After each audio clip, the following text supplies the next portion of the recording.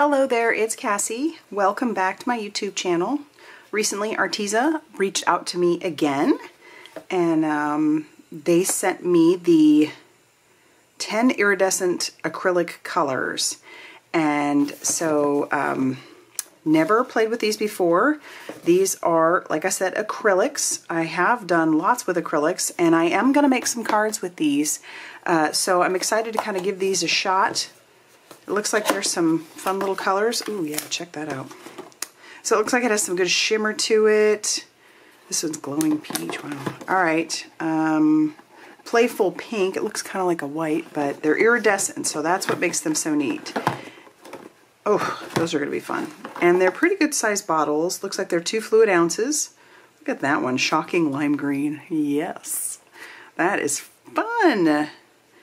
Non-toxic. So I'm just going to kind of be reviewing these a little bit. I'm going to actually end up playing with these using my gel press and a brayer and make some jelly prints. So I'm excited to do that. Haven't done that in a hot minute. And so you'll learn more about them that way. But 10 colors, iridescent acrylic colors, and they are the premiums. So that is fun. They also sent me this, there's the sketch pad, and I think these are black, so let's open it up. They typically, when you buy their pads on their website, you get 2, which is nice because then you don't have to worry about, you know, ordering more if you use a lot of the paper. Yeah. Ooh, look at that. Yeah. This is 9 by 12, 90 pounds, so it's not real heavy. So these will be pretty nice for some card panels that I plan to make. Yeah, making some jelly prints. I'm so excited to do that. Like I said, I haven't done it in a hot minute, but I was watching Carrie Rhodes make some jelly prints for her cards, and I was like, why have I not been doing that in a while? And I was watching Catherine Kelly do it as well, so I thought when they sent these, that would be the perfect thing to do. So I'm going to go play with these and maybe even show you the process a little bit, and then we'll have some finished cards. All right, see you soon. Okay, so what I have here is my Gelli Arts gel printing plate, and this is an 8 by 10. As you can tell, it is very well loved. I don't typically use this in videos. Actually, I don't think I have used it one time in a video, but I have done a lot of mixed media and love my gel plates. I actually have the 8 by 10. I have a 3 by 5 and a 5 by 7. I know they also come in 4-inch round and 6 and 8-inch square. They also have 9 by 12s, 12 by 14s. Just a lot of possibilities. And as you can tell, mine is dirty. And I actually don't mind it being dirty. And you'll see why. If you've never used a jelly plate before, or if you're just a person that doesn't like mess, this may not be a technique for you. So all I did was take the caps off of the paints, and I just stuck that down onto my jelly press. And then I'm just going to take some of the black cardstock that I've cut down. I'm using my brayer. I use the brayer to spread out the paint, and then there's what that jelly print looks like. So I'll set that off to the side to dry. And then I'm going to grab some more paints. And like I said, I really don't mind my plate being dirty. You can pick that up and you can clean it off. So if this bothers you, you can clean it off just using like some hand sanitizer. That cleans it off pretty well. But this is a gel plate. So you wouldn't ever want to use anything that would be sharp because you could ruin your plate. And you wouldn't want to use anything that would be, I don't know, too blunt of an object. You know, you just got to be careful because it is a soft surface. All right, so here's another print that I am going to pull. And that black piece of cardstock off to the side is just what I'm using to clean off my brayer just a little bit. I don't know if that's my favorite, but you can see some of the residue that gets picked up on each of the prints. And that's one of the things that I really love about the jelly plate. So here I'm just putting down a wash of like a cream because I couldn't find my white. I'm putting down this wash of cream, and I have way too much paint on there, to be honest with you. And you should let it dry just a little bit, but I will end up getting 2 prints out of this. So I'm just going to take some white cardstock that I have, and I'll stick that down and rub that really, really well. And that's going to pick up some of that cream along with a little bit of the other, but you'll see. And like I said, I'll have a bit of a ghost here I can pull up. So here's the one, and it does have some of those little bits from underneath, which is really cool. And then I'll grab another piece of cardstock and do the ghost print. And this one I think is even better than the first one. And typically the ghost, in my opinion, is always better than the first print that you pull. And here I haven't even pulled in any tools to use on my gel press, but look at that. Look at all those delicious bits that have come up with that. And you couldn't just get that, you know, trying. That has to be kind of organic. I'm going to put down a few more colors. I'll brayer those out. And I'm just going to keep working and trying to get some cool prints to use for later on. All right, for this next one, I'm actually going to put some of that color down, and then I'll brayer it out like I have been. And this is just like the red and the orange. And once I get that on there, and I'm happy with it, again, brayering it out, and you can tell my brayer has had some love shared with it as well. It is a filthy brayer, and that doesn't really bother me either, but you can scrub those off, but it doesn't affect the tool. So I'm going to pull in a stencil, and we're going to just stick that stencil down. This is a February subscription from Brutus Monroe. I don't have a name for it, but it is the February stencil of the month. And then take a look at that. Is that not cool? So you can use stencils, you can use all kinds of mediums on here, just even household things you could use like bubble wrap or, you know, just bits that you've cut down, die cuts. I'm just going to keep using this stencil, and I'll pull in a couple of other stencils later on.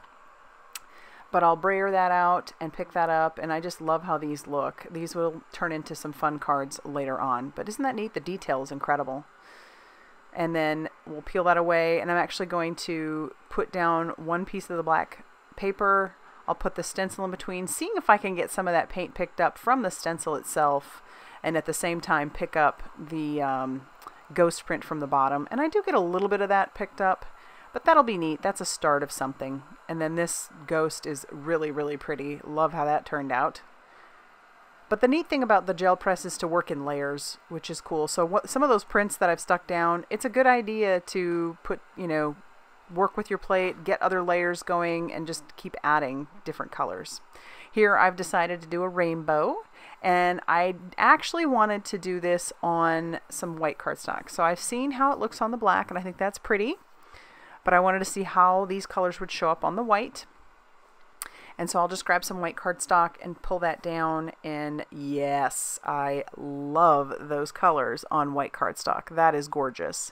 And it did pick up some of the residue on the edge, which is cool. And then I'm going to do another rainbow print on some more white, but I'm coming in and we're going to do color coming from both ends. So you might be asking, do I have too much color that I'm putting on the gel press? And in all honesty, yes, this is too much color to be putting down. You would want much smaller dabs of paint. Like that second of the purple that I did. You'd want more like that, or that pink. For the rest of it, I just have too much on there, and it will show up in globs on my print, but it's okay, and you can always rub some off like I'm doing there, and yeah, have fun with it. That's the fun of it. All right, and I'll pull this print and another one that I just love. All right, so I'm back. I'm going to show you some of the prints that I made using these iridescent acrylic colors. And keep in mind, I believe these are pretty transparent, honestly. And so I think they look really cool on the black, but I think they look really cool on white as well. So they're going to definitely look very different. So I'm going to show you some of my favorites. This one isn't one of my favorites, but I think that's really neat. I'm trying to remember which colors I used. It might have been like the purple and the yellow, maybe not. It might have been like purple and orange, purple and green. I don't remember. But, these are all layers too. So here's another one. This one is just one where I put my brayer on top of, wiping my brayer. And you can use prints like this as well. So keep that in mind. And here's another one. And you might even just want chunks of that. So you might just really like this inside piece and decide that you want to use it for like a die cut word or something. That would be pretty cool. Here's another one that I covered mostly with, I actually pulled in the acrylics that they sent me the last time. So these are the pearl ones that they sent me. So I pulled these in and did a little bit with those on this iridescent as well. And so this back is mostly the pearl white. And then I tried to do a little bit on top using some of my stencils. I don't know if you can see that. These ones are some of my favorites because it has the black showing through the stencil. This one's obviously a little bit fuzzy, but I think that is still a neat look, and that one used that pink and purple. And then here's another one that I think is neat. And so you could cut this in half and basically have a couple cards. This one's neat too, again with layers. So I had done the stencil, and then I had also done another stencil on top. So that's kind of the fun, is just grabbing some of the prints that you've already done and, you know, adding layers to them. I think that one is pretty neat. That one would be fun just as a background. This one is definitely not like my favorite. I don't know that the color combo is great, but you know, like I said, you might just use chunks of it for something. And let me just give you a little hint on stencils. So if you don't like your stencils to get really dirty and have a hard time cleaning them off, I don't recommend using stencils on acrylic paint with your gel press. If you don't mind, it doesn't bug you, then go for it. Some of the sturdier stencils are a lot easier to clean off. As you can tell, I sort of scrubbed this one. I took it to the sink and just kind of scrubbed it, but I don't really care. Like, this one is pretty delicate, so I couldn't get all this off on the outside, but it doesn't bother me. I don't care. And this one was pretty delicate on the inside, so I mostly just got it from around. Because let me show you just one of the stencils. I probably have maybe 25 stencils, big ones, little ones, all kinds of stencils that I used for mixed media for the longest time. And this one has just layers of paint. Could I go out and clean this one off? Absolutely. This one wouldn't be that big of a deal to go and take under the sink and just kind of scrub, you know, carefully. But I don't mind that it's built up. It really just does not bother me. These are a tool. These are not meant, you know, for display per se. I mean, if you wanted to display them, I guess you could, but these are a tool. So I don't mind that mine get a little bit dirty. Now, if it was something that would cause the tool to not work anymore, then that's a problem. But the only other thing I might suggest is maybe keeping like a tub of water next to your workstation. And so as soon as you are done brayering, you know, while the paint is still wet, you just toss it in the water. And so that way it can kind of soak. But then you'd of course have to be done with that stencil. You couldn't be using that one for others because it would be pretty wet. So that's just a little tip. And so again, this was the black paper that Arteza had sent me, and along with all the iridescent colors. And it's so neat how they look in the bottle as compared to on the black paper. And how they look in the bottle, and if you do it on white paper, is pretty much what you're going to see. Now, keep in mind this one is, because you saw my gel plate was filthy, this one has some of the residue from the previous prints, which I actually love. I love these bits on there. I think that just adds so much texture and coolness. And then I did do a stencil over the top a little bit, which I like that. And I think the iridescent just looks incredible on this white paper. And this is just some white cardstock that I had. Here's another one that I did just using the same sort of thing, kind of going rainbow order. And I did, you know, a little bit on top after these ones had dried. And then here are some other ones that aren't necessarily my favorite, but I will keep these for, you know, just parts of it maybe. Because I don't really care for this chunk, but these are really cool. I think that's neat. And then, you know, the other bits, I just think it's neat to have all those different layers on there. This one I think is really pretty. Even though it's dark, I just think that is awesome. And that one has a lot of bits of layers as well from my gel press. This is why I don't clean it. I mean, I probably should eventually, but it really doesn't bother me. I like having the layers. And here's another one that actually I think I went way too far with, and that's part of the problem for me with gel prints, is that sometimes I don't know when to stop.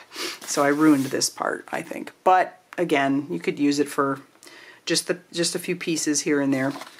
Because one of the things that I like to do is make, you know, I might use my punch with it, just like a circle punch. If I can find my circle punch.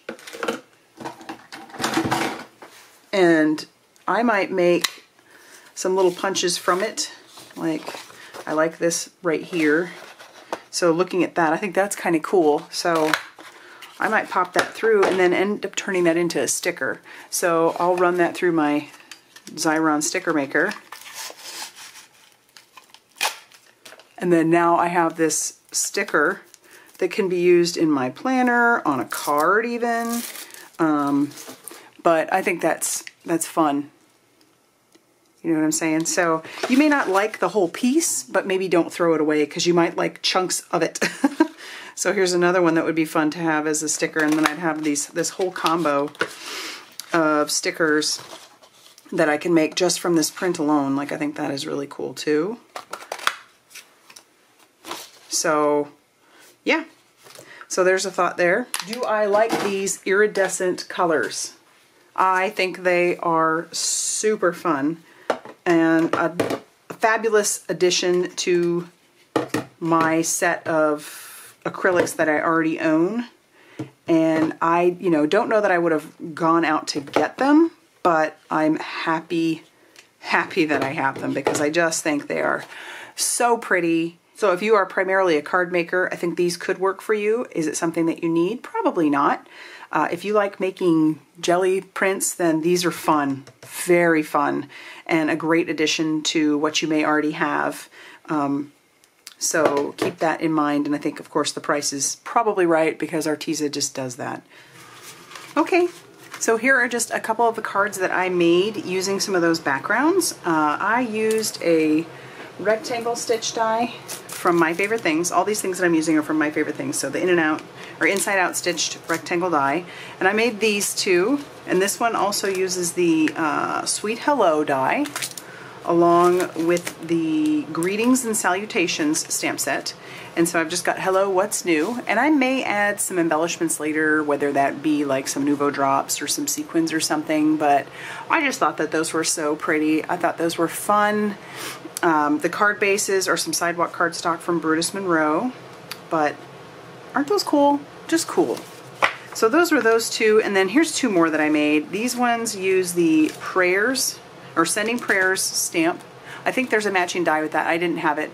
And what I did is I stamped it right onto the panel, and then I heat embossed it with some Raven Detail ink. So I thought that worked out really nicely as well. And then I just heat embossed with some alabaster embossing powder for both of those. But isn't that fun? And again, might add some embellishments later. But so those are a couple of cards. I have some backgrounds left over. You may see these in the future. I'll save these for other cards that I may make. I did cut out a bunch of circles, and I might add some little just stuff to them, whether that be like markings or whatever, because I tend to do that sometimes. And then I'll make these into little stickers, and then I'll use these in my art journal, or yeah, my art journal, my Bible art journaling, or my planner, fun stuff like that. And so yeah, there is that. But yeah, so if you like this video, please hit the like button and subscribe if you haven't already done so. And as always, I will see you very soon in the next video. Bye, everyone.